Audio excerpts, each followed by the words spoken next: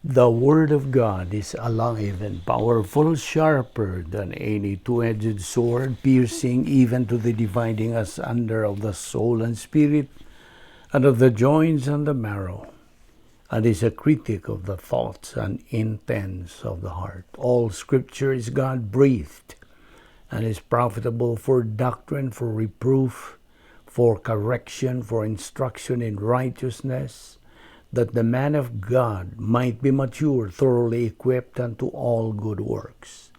Study to show thyself approved unto God, a workman that needeth not to be ashamed, rightly dividing the word of truth. Psalm 139:17. How precious also are your thoughts to me, O God! How great is the sum of them! John 5:39, you search the Scriptures, for in them you think you have eternal life, and these are they which testify of me. 2 Peter 1:20-21, knowing this first, that no prophecy of Scripture is of any private interpretation, for prophecy never came by the will of man, but holy men of God spoke as they were moved by the Holy Spirit. Psalm 138, verse 2. I will worship toward your holy temple and praise your name for your loving kindness and your truth, for you have magnified your word above all your name. Psalm 35 or 33, 8-9. Let all the earth fear the Lord. Let all the inhabitants of the world stand in awe of him. For he spoke, and it was done. He commanded, and it stood fast. Proverbs 30:5-6. Every word of God is pure. He is a shield to those who put their trust in him. Do not add to his words, lest he reprove you and you be found a liar. Before we start our Bible study ining adlaw, gikinahanglan atong pagsusi sa atong tagsa kakalag, sa atong naandan nga tulumanon nga atong limpyuhan ang atong kalag sa dili pa kita mga tuon sa balaang pulong sa Dios, kay kining maong mga sala kun dili nato isugid ngadto sa Dios nga Amahan, mahimo lamang kining babag sa atong pagabuhaton nga pagtuon sa pulong sa Dios. Busa atong gamiton ang prinsipyo sa 1 John 1:9, which says, if we confess our sins, He, God, is faithful and just to forgive us our sins and to cleanse us from all unrighteousness. O galang kanimo higalang wala pa'y kaluwasan, tumuo ka kang Ginoong Hesus o ikaw maluwas. Ana ka na sa Acts 16:31. Busa sa hilom magandam tas tong kagalingon. Let us pray.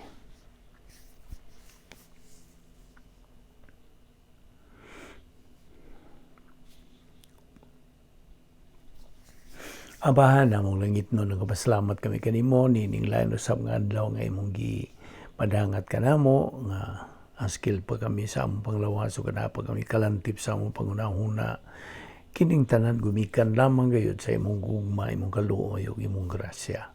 Dili kami takos bisan gani ang pagpakabuhi panikaw na matinumanon magayud sa imong mga saad ug nakakapay plano sa matag usa kanamo. Busa ipaklaro ka namo, ipatinaw ka namo, pinagi sa pagtudlo ka namo sa balahang Espiritu Santo, the only teacher of truth, our mentor. Salamat nga mong Bible study through the YouTube. Kining tanan among ipasalamatan sa ngalan ni Ginoong Hesukristo. Amen. Well, may adlaw tanan natong mga subscribers, atong mga higala, atong mga igsoon diyan ni Kristo. Welcome na usab. Karong adlaw doon na tayo pinalahi nga pagtulunan. It's about the resurrection. Mayong danon pag-ayo, kini maong pagtuon bahin ini. So, this is some kind of Easter Sunday message nga atong tutukan kining maong punto sa doktrina. Una sa tanan, the greatest enemy nga atong giatubang ingon nga mga sakop sa kaliwatan sa tao mao ang kamatayon. Death carries with it ingon ta pagkalisang niini.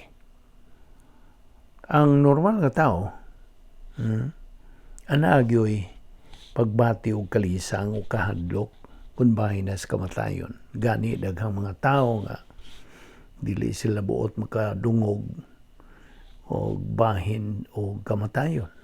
You see? Apan ang Biblia nagaingon man nga ang sa kamatayon mao ang sala. Ana ka na sa 1 Korinto 15 versikulo 56. O from the day nga ang unang magtiayon kanang misugot sila sa pagbuhat. The first couple, ilang gilubong ang ilang anak dito sa lumnganan nga si Abel. Yanumdum ka? Na sa Genesis 4:1 ngadto 16, 1 Juan 3:12. Ug mao nga ang mga katawhan yun murag malisang sila kung bahin nag paghisgot o kamatayon. Now, so it is the great mysterious monster. Diin ang iyang taas, ang iyang kanang bugnaw nga mga tudlo, make so many kinibang pagbilar kung naay mamatay. Naagyo kahadlok nga mabatunan sa tao. Now, ang makausang sakit,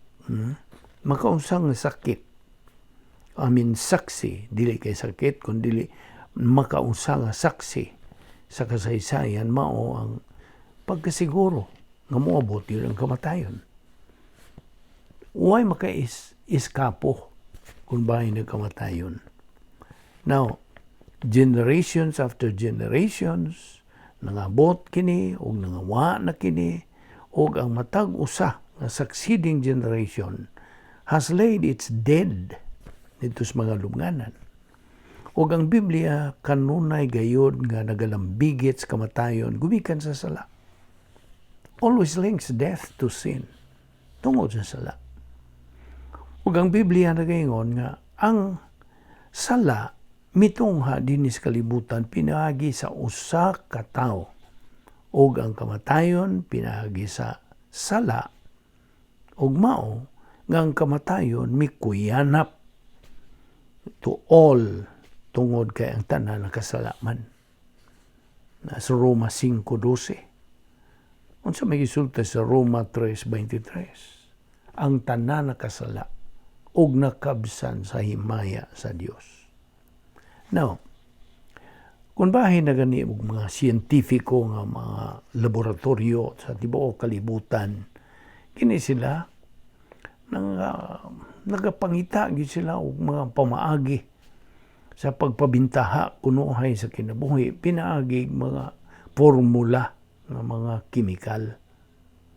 But hangtod nga ang siyensya magkakaplag og kasulbaran sa suliran sa sala, dili gyud sila magkakita o makakaplag og kasulbaran sa suliran sa kamatayon. Walay makakaplag niya na. Gatusan ka mga philosophers, pinaagi sa kapanahunan, nagapangita gayon to peer beyond the veil of death. Now, ang ilang mga pangagpas, di fill volumes concerning the posibilidad sa kinabuhi, luyo sa lumnganan. Ang kamatayon, abot gayud ngadtos mga dato o mga pobre, way gipili, mga edukado ba o dili edukado. Kaya may pagpili, way way pagtamod, way pagtahod ang kamatayon. Unsa man ang imong rasa, unsa may kolor sa imong panit, unsa may imong tinuhuan ug unsa. Gani ang iyang anino niini nagagukod kanato adlaw gabi, day and night. Dili ta watay kasayuran kanus agyod ang kamatayon maubot sa atong kinabuhi. Ang Dios ra. So, we attempt to caution the blow. Tingali, mupalit ang mga siguro, ingnon ta insurance, o nagaimbinto ang mga katawan, o ubang mga pamaagi, to make our last days komportable, o apan ang kakulba nga katinuoran sa kamatayon naadyot kanunay. It's always there. So, daghan ang mga utana. Napabagyo paglaom? Is there any hope? Naapabay paagi nga makalingkawas kita gikan ini?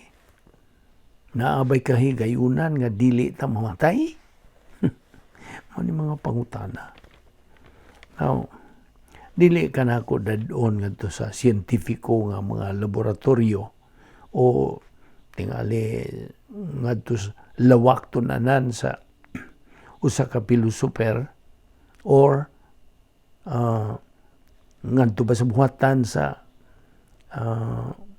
usa ka psychologist, no? Ako hinuon kang dadon ngadto sa lubngan ng Waysod, empty tomb ni Jose sa Arimatea. Inumdum ka? Si Maria, sa Maria Magdalena, o si Salome. Miadto kini sila sa lubnganan, to the tomb, aron sa pagdihog kunuhay sa lawa sa gilansang nga manluluwas nga si Ginoong Jesucristo. Apanakugang kini sila sa ilang kakita nga ang lubnganan wa na may sud. Empty tomb. Kay ang usa ka manlunda nagabarog diha sa punuan diha sa kanang lubnganan ug miingon siya, inyo bang gipangita si Jesus sa nga taga Nazaret? Naman as Marco 16:6 ug usab diha sa Mateo 28:6. Miingon ang manlunda, wa siya dinhi. Misaka na siya. Mao katoy gisulti sa maong manlunda. Ari ragod mo, tanawa, tutuki ang dapit where the Lord lay. Na banhaw na siya. Wa na siya dinhi. Mao toy labing dakong balita nga nadungog sa tibuok kalibutan. The greatest news that the world has ever heard. Si Ginoong Jesucristo gibanhaw na gikan sa mga patay, sumala sa iyang gisaan. So, ang pagkabanhaw sa atong Ginoo, mao kadto ang ingnon ta nag-una nga kamatuoran sa Kristohanon nga pagtuo. Nahilatid kini siya diha sa tukaranan sa maayong balita sa kalmasan. Now, without the belief kang Ginoong Jesucristo mismo sa iyang pagkabanhaw, wag yoy maingon ta, there can be no personal salvation. Wala. Way kapuslanan. Kini nga itong pagsangyaw sa maayong balita sa kalwasan kung wa pa kadto mahitabo. You see? So, ang Biblia nagaingon, if thou shalt confess with thy mouth the Lord Jesus, and shalt believe in thine heart that God hath raised him from the dead, thou shalt be saved. Nasa Roma 10:9. Well, alang sa kadaghanan ng mga tao, ang Pasko sa pagkabanhaw, Easter, nahimo kini og ingnon ta a little more than a comforting simbolo sa wa na'y kamatayon sa kalag. Di naman mamatay ang kalag. Apan ang Pasko sa pagkabanhaw nagabarog sa prinsipyo nga mas labaw pa sa pagpadayon sa kinabuhi. Embraces far more than the perpetuation of life. Sa pagkaway kamatayon by itself, mahimong usa kini ka ingnon ta mangilad nga kanang butang. By itself could be a tragic and awful thing. Ang balaang kasulatan nagatudlo that it must be accompanied sa usa ka siguro nga pagbarog, kasiguruan lig-on nga pagbarog nga ang Dios nagagarantiya sa dayon na nga pagkinabuhi diha sa iyang mahimayaon nga presensya pinaagi sa personal nga pagtuo ngadto sa iyang anak. Now we begin with the fact nga niadtong ikatulong adlaw ang atong Ginoo gibanhaw gikan sa mga patay. He came out of the tomb and appeared to the discouraged, mga diskurahe o mga nahikugang nga mga disipulo nga nawadan sa ilang mga paglaom nga di na sila magkita kaniya pag-usap. Without our acceptance niining pagkatinuod sa pagkabanhaw, ang Pasko sa pagkabanhaw is nothing more than wishful thinking. Kasabot ka? Ingon nga apostoles nga si Pablo, apostol nga Pablo, siya misuwat long ago nga nagaingon siya, if Christ be not risen, there is our preaching vain. Then our preaching vain, and your faith is also vain. Why kapuslanan? 1 Corinto 15:14. Now, sa diha nga ang pagkabanhaw ni Ginoong Jesucristo makita as a historic fact, ang Pasko sa pagkabanhaw mahimo lamang kining usa ka adlaw, day of days, o should be recognized and celebrated as an observance sa labing manungdanon nga kadaugan, the greatest victory of all time. Ang pagkabanhaw was, in one sense, usa kini ka supreme victory alang sa kaliwatan sa tao. For the human race. Kaya kini kadaugan kini, batok sa kamatayon. It was a victory over death. Unsang gisulti sa 1 Corinto 15:20. But now is Christ risen from the dead and become the first fruits of them that slept. Now, ang iyang pagkabanhaw gikan sa mga patay, kini mao ang pagsiguro that for us also the tomb has been unlocked and that we too pagabanhaw usab. 1 Corinto 15:22 ang gisulti, for as in Adam all die, even so in Christ shall all be made alive. Now, ang pagkabanhaw usa-usab kadto kakadaugan batok sa sala. Kay Roma 6:23, unsa ang suhol sa sala mao ang kamatayon. Ang sala ni Adan dito sa hardin sa Eden misangpot kadto sa pagkasadan, kanang paghukom, condemnation, ug ang iyang pagkahimulag gikan sa presensya sa Dios. Hinoon, there was also given the glorious promise diha magyusaad, may mayaong saad nga ang binhi sa babae mutungha kini, and that God would put enmity between her seed, ang iyang binhi nga si Ginoong Jesucristo ug ang serpente nga si Satanas. Excuse me. Na Genesis 3:15. Now, niining nagka-init na nga sungi, the ensuing conflict, ang binhi sa babae magatunob sa tikod, but would in turn bruise the head of the serpent sa bitin, inflicting a death wound. O kini natuman yun, and was openly manifested sa pagkabanhaw ni Ginoong Jesucristo. Ang pagkabanhaw, nagahatag usab kanato kadaugan batok sa mga pagduha-duha. There are thousands of Christians, labihas kadaghan libuan ka mga Kristiyanon, it seems, who are slaves to doubting. Na pag-iilang mga pagduha-duha, pagduda.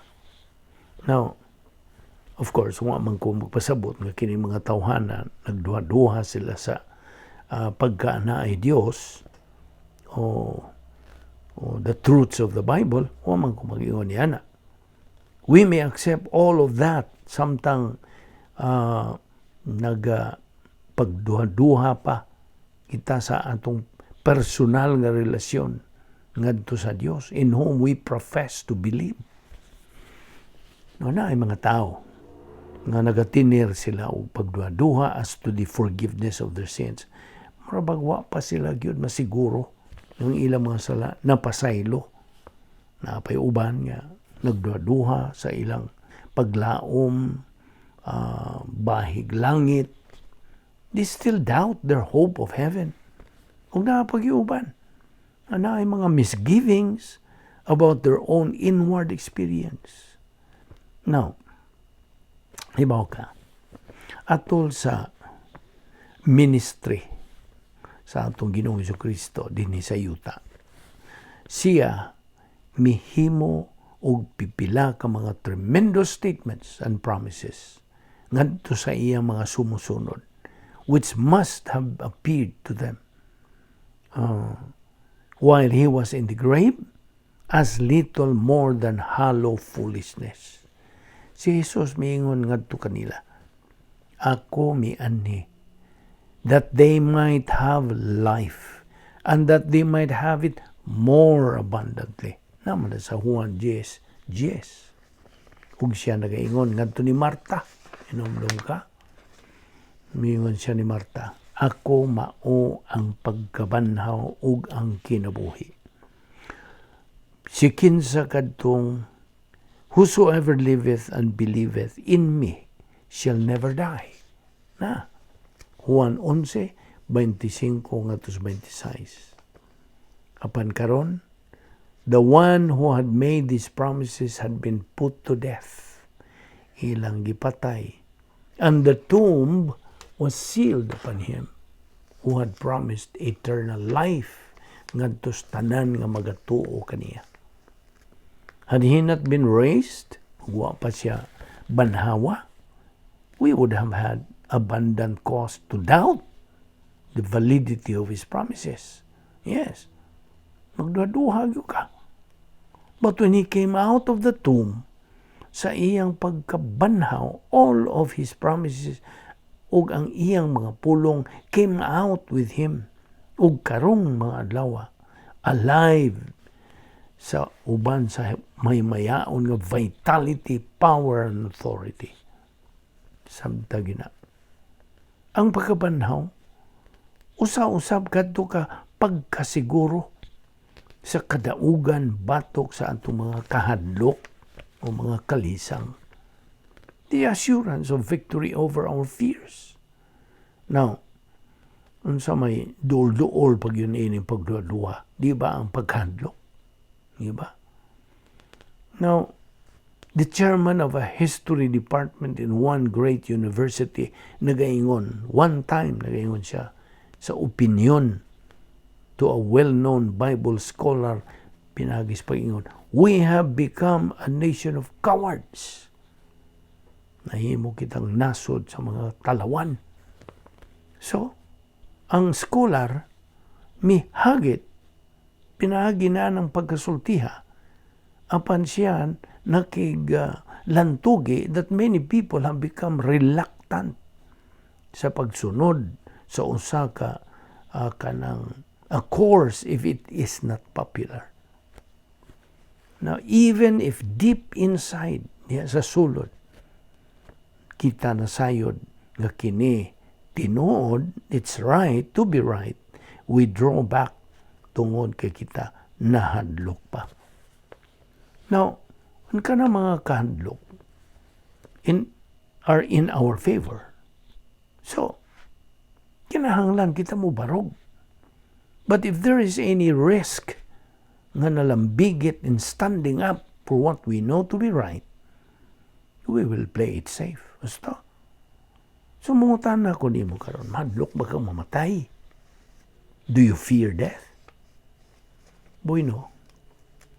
You who still do fear death, loss of health, masakit ka ba, mamatay ka ba, o mawadaan ka bang mga higala, paminaw. Paminaw sa mga pulong ni Pablo unsa gisulti. For God hath not given us the spirit of fear, but of power, and of love, and of a sound mind. 2 Timoteo 1:7. Yes, ang Dios nagahatag kanato og ingnon ta buhi nga paglaom by the resurrection ni Ginoong Jesucristo gikan sa mga patay. Kini ug ang ubang mga susama nga mga passages point to the fact nga walay Kristohanon, walay wala siya, he has no reason in God's sight to fear as long as he is in the will of God. Wa gyud katarungan ng usa ka Kristohanon magabaton siya kahadlok o kataranta o kalisang kay ana ay Dios nagpasalig niini. So no Christian has any reason in God's sight nga mahadlok as long as he is in the will of God. Kung naa siya sa sulod sa plano sa Dios, wag yun siya katarungan nga mahadlok. Kasi may gisulti sa Roma 8:31. If God be for us, who can be against us? Ang gahom sa Espiritu Santo mao'y nagabanhaw sa lawas ni Ginoong Kristo gikan sa mga patay. Ug maong sama nga Espiritu Santo, that same Holy Spirit nga nagalihok nganhi kanatong mga Kristohanon is abundantly able to deliver us from the powers of anxiety and fear, mga kahadlok, kalisang, kataranta, and to cause us to rejoice sa mahimayaon ug certain hope which He has prepared for us. Ang pagkabanhaw nagagarantiya og kadaugan sa atong adlaw-adlaw nga pagkinabuhi.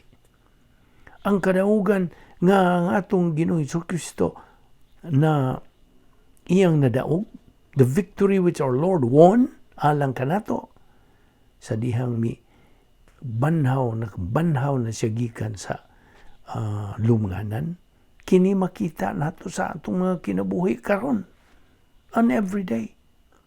Ug kini atong makita manifested in and through us in all places. Ug ubos sa tanang mga kahimtangan sa kinabuhi. Ang iyang pagkabanhaw, ang gahom niini ngadto sa himaya sa Dios. We can be conscious daily sa iyang victorious power nga nagalihok nganhi kanato mga Kristohanon ug through us to His glory. So mahimo nga musyagit kita uban ni Apostol Pablo.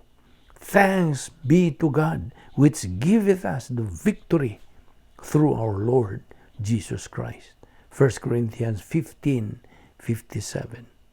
Di man ni kini akong i-address kanimo, fellow believer, nga naa kita'y tanan nga gisangkap sa Dios nga atong magamit sa pagatubang niini mga kahadlok, kalisang, kataranta, sa kinabuhi. Na tay mga divine assets nga gisangkap sa Dios. So nga na kita ikapangulipas. Gihatagan kita ang operational divine dynasty within eight gates. Unsa pa? Gihatagan kita sa napulo ka mga paagi sa pagsulbad sa mga suliran. God's 10 problem-solving devices. Na napang armor of God.